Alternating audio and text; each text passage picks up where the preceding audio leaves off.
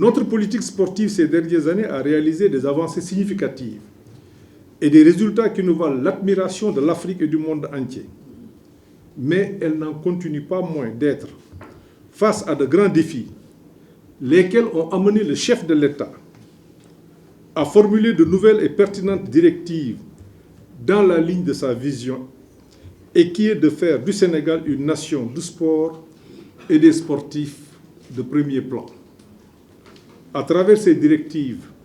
dont la mise en œuvre mobilisera la participation du mouvement sportif dans toutes ses composantes, le président de la République Macky Sall nous demande de créer un modèle performant de gestion des infrastructures sportives qui assure leur maintenance adéquate, leur rentabilité durable, leur suivi et leur transformation en lieu de vie par le développement d'activités économiques, sociales et culturelles sur les sites et leur environnement immédiat. Dans cette perspective, la construction, comme vous l'avez dit tout à l'heure, dans les 26 départements, de stades fonctionnels avec toutes les commodités nécessaires sera réalisée dans les meilleurs délais. Je puis témoigner que nous y travaillons sous l'autorité du président depuis un certain temps. Nous ferons avancer les projets. C'est vrai que nous sommes en phase de lancement, mais nous allons faire bouger ces projets avec votre aide naturellement. De même que l'étude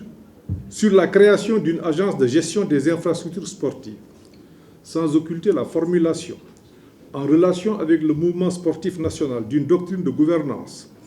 en finalisant notamment le projet de loi portant code du sport pour garantir la professionnalisation de la pratique sportive et la contribution notable du sport au développement économique et social de notre pays.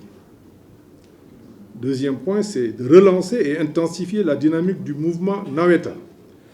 dans son volet sport, de même que la réhabilitation de l'éducation physique et sportive dans les établissements scolaires et universitaires. Troisièmement, développer en relation avec la Fédération sénégalaise de football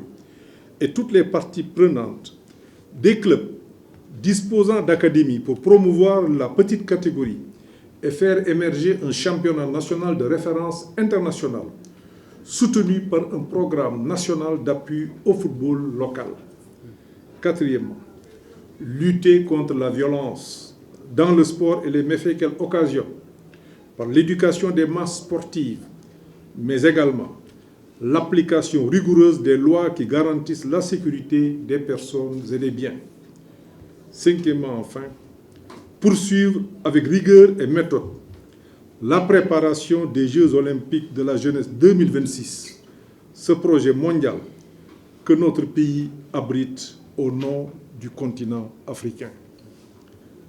J'envisage également, en étroite collaboration avec la Fédération sénégalaise de football, de faire étudier dans les meilleurs délais le cahier de charges de l'organisation de la Coupe d'Afrique des Nations 2027. Et si les conditions sont réunies, je soumettrai la proposition de candidature du Sénégal à la très haute appréciation du président de la République. Je puis vous dire d'ores et déjà que nous avons déjà pris les dispositions diplomatiques pour que la candidature du Sénégal, qui est déjà acceptée par le président de la République, soit déposée dans les meilleurs délais. En effet, après Sénégal 92, le moment est venu, au regard des performances exceptionnelles du football sénégalais, d'organiser pour une seconde fois une Coupe d'Afrique dans notre pays et d'améliorer encore sensiblement le niveau de nos infrastructures et de nos équipements sportifs. En matière de compétition internationale, il importe aussi que les arbitrages conséquents puissent être réalisés dans les délais requis, en étroite relation avec le comité olympique et les fédérations et regroupements sportifs, de sorte à disposer dès le début de l'année d'une planification et d'un calendrier annuel de participation du Sénégal aux compétitions sportives africaines et internationales.